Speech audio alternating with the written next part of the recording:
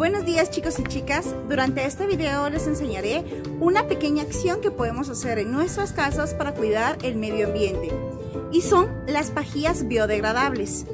Para esto inicio dándoles cierta información muy importante. Los datos interesantes son: número 1, utilizamos un solo minuto para poder crear 100 pajillas. Son 20 minutos los que les damos uso a una de esas pajillas. Son 200 años los que utiliza una sola pajilla para poderse descomponer. Y son 1000 especies diarias afectadas por las pajillas que se encuentran en el océano. También están hechas de petróleo, el cual es uno de los recursos no renovables. Un solo restaurante puede utilizar hasta 42.000 pajillas al año.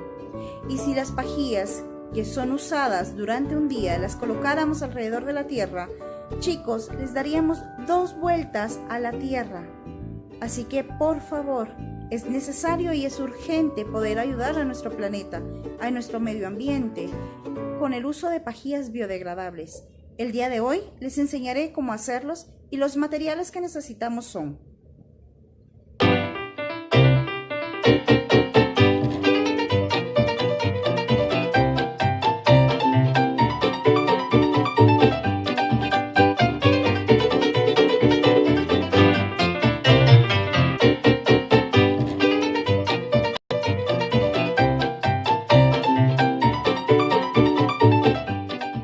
you trim off the edge of a sheet, or great for making your own matching party accessories. And start making a little thin bead of glue all the way down the edge of the strip, and you want to stop when you're about 1/4 of an inch from the end. And I'm keeping my glue in a teacup that's got a wet paper towel on the bottom, and I'm keeping it upside down like that so it will be ready to go. I've spent the day making a bunch of these straws. It's so addicting and so much fun, and so that way my glue didn't get clogged up on me. So then what you're going to do is you're just kind of roll it, tucking the end under, and you're just going to roll it up. And I want to make sure the end of my chopstick's actually out a little bit so I can grasp that in a little bit to help me remove it later. And then you just want to evenly and neatly roll it up. And you get some really cool designs depending on the pattern paper you used. You could use polka dots, you could use stripes. I'll show you some examples with some different stripes and chevrons that I used. And once you get to the end, you will probably need an extra dot there just to hold it down. Don't want to get too much, so I'm just kind of spreading around one little dot. And just hold it for a second while it dries. Isn't that cool?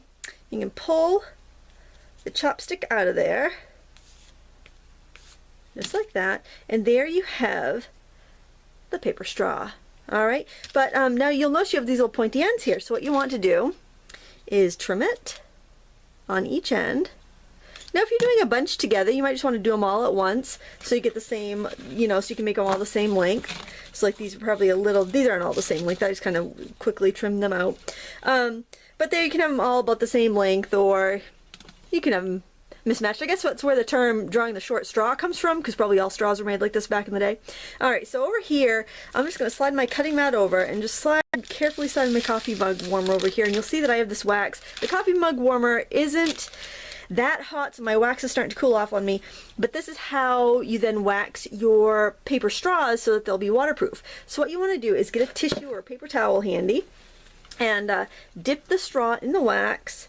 And then I like to actually wipe off the extra wax. You don't have to do that. Like if you're working on like right over the stove or right out of a crock pot, the wax will sink into the paper a little bit. But if you have it on a coffee cup warmer like me, you'll want to, or if you have just like the wax and some other sort of wax melter, you'll want to wipe off the excess just because it's not going to absorb in quite as well.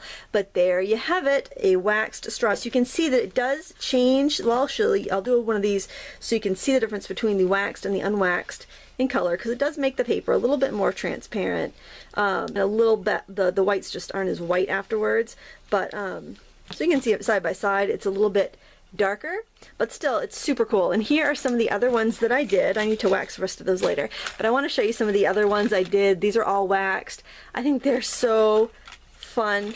I have them all. I just had them drying on my little bead rack there, but they only take a second to dry. Isn't that cool? I just think These are a ball, and I do hope you try them. You just need basic supplies from around your house, and you can make this really cool set of paper straws just out of your very own scraps. Use them for crafts, use them for parties. They actually work. Look, I have a glass right over here with some water in it. I'm not a big water drinker, but see, works. I just took a sip. It's been sitting in there for like half an hour and it hasn't gotten soggy. And I did try some without the wax, and they did definitely get soggy like after 30 seconds, and it just didn't work very well. So you definitely need to wax them if you're going to use them for drinking. If you're just using them for a scrap project, it doesn't really matter.